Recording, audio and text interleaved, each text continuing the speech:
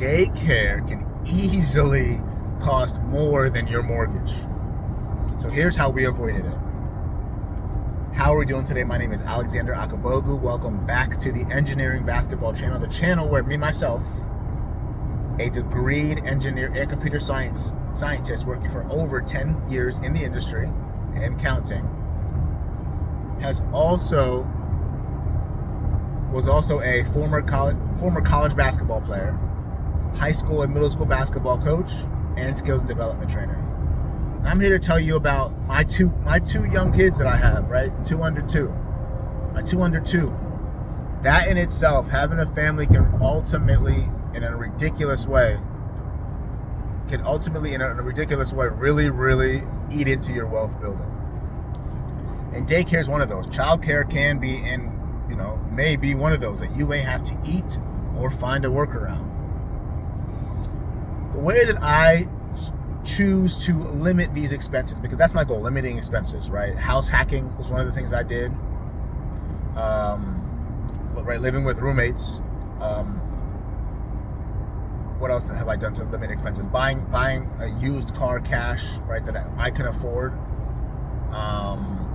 Eating within my means, living within my means, taking flights and trips within my means, not trying to, get business class. But in this case for childcare, let's leverage family support intentionally, not just casually. Not all family should be watching your kid. That goes without saying. Please, right? Not all family should watch your kid, but some family that you believe can do these things, because it's a lot of work to watch a kid. And it's not only watching a kid, it's teaching a kid, training a kid. You need family that can help watch your kid for a price that makes sense for you guys. Maybe you give them some gas money and a little bit of excess because they might be buying the kids clothes or food or something like that. But you can really save a lot of money if you have your family.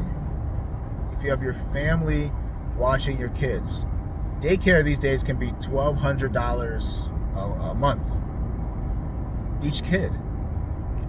I know, but my buddy who's paying, his daughter's 3 years old, and he just had twins, right? So he has a 3-year-old, and then he has twins who are like 3-4 months old.